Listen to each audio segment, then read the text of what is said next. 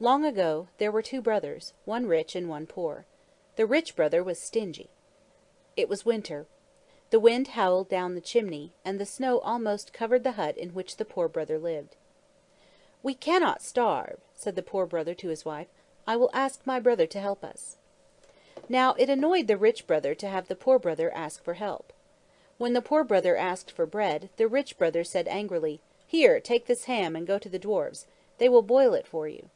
So the poor brother started out, with the ham under his arm, to find the home of the dwarfs. He trudged on through the snow until he saw seven queer little dwarfs rolling a huge snowball at the foot of a hill. The dwarfs paid no attention to the poor brother, but kept on rolling the snowball, which grew larger and larger each moment, as they sang, "Behind the door the mill you'll find, but snow the mill will never grind. We'll gather snow, and still more snow, then roll it down to cool below." "Ha, ha, ha!" laughed the chief dwarf. "We have snow enough here to put out a dozen fires. Come, brothers, let us row the snowball below." "Heave ho! Heave ho!" cried the other six dwarfs. In the twinkling of an eye, the seven little dwarfs had rolled the snowball through an entrance in the side of the hill. Down, down the snowball rolled, until it reached the place where the fires burned. Then sizzle, sizzle, came the hot steam pouring out of the entrance. All this time the poor brother had stood watching the seven dwarfs, saying not a word. But suddenly he thought, "If I do not go below at once, there will be no fire left to boil my ham."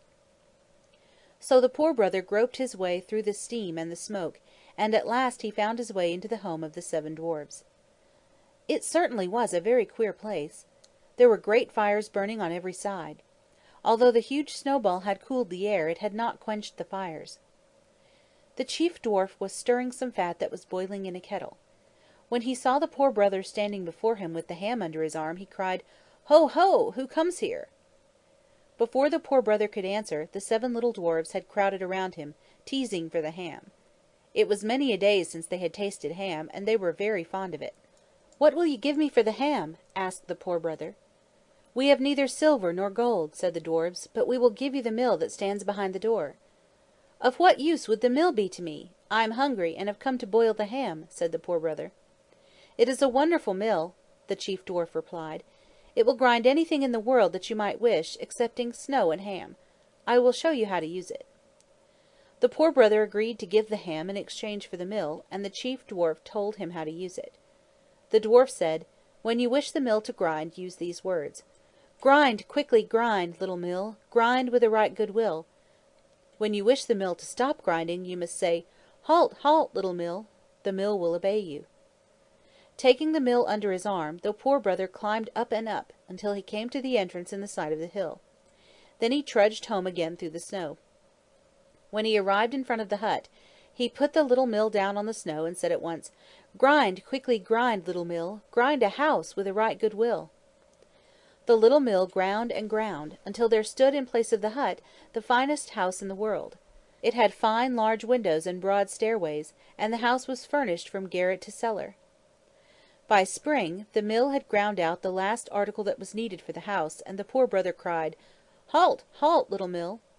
The mill obeyed him. Then the poor brother placed the mill in the barnyard and told it to grind horses, cows, woolly sheep, and fat little pigs. When he told it to halt, the mill stopped grinding. The poor brother carried the mill to the fields and commanded it to grind rich crops of wheat, oats, barley, and corn. Then he took the mill into the house and asked it to grind fine clothing for his wife and his daughters, and to keep all the cupboards filled with good things to eat. At last the poor brother had everything he wanted. He placed the mill behind the kitchen door and sat down, with his wife and daughters, to eat the choicest food he had ever tasted. The rich brother heard about all the strange things that had happened, and he went to visit the poor brother. "How did you manage to become so rich?" he asked in astonishment. The poor brother told about the mill, and that he needed only say, "Grind, quickly grind, little mill, grind with a right good will," and the mill would grind anything he might wish to have. The rich brother did not wait to hear any more, but said, "Lend the mill to me for an hour." Taking it under his arm, the stingy rich brother ran across the fields toward home. His wife was in the hayfield, spreading the hay after the mowers.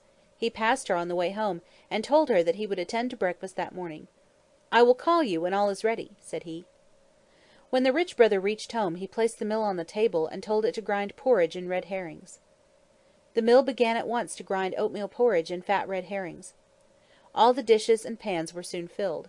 Then the porridge and herrings began to flow over the kitchen floor into the yard.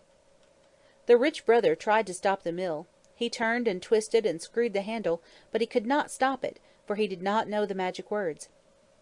At last he waded through the porridge across the fields to the mowers, crying, "Help! Help!" When he told the mowers about the mill, they said, "Ask your brother to stop the mill, or we shall be drowned in porridge." Then the rich brother ran to the poor brother's house, crying and shouting for help. The poor brother laughed when he found out what had happened. They rowed back to the kitchen in a boat, and the poor brother whispered the magic words. The mill stopped grinding. In the course of time, the porridge soaked into the ground, but after that nothing would grow there excepting oats, and afterwards the brooks and ponds were always filled with herrings. The rich brother no longer wished to keep the mill. The poor brother carried it home once more and placed it behind the door. Years afterwards, a rich merchant sailed from a distant land and anchored his ship in the harbor. He visited the home of the poor brother and asked about the mill, for he had heard how wonderful it was. "Will it grind salt?" the merchant asked. "Yes, indeed," said the poor brother. "It will grind anything in the whole world excepting snow and ham." "Let me borrow the mill for a short time, and great will be your reward," said the merchant.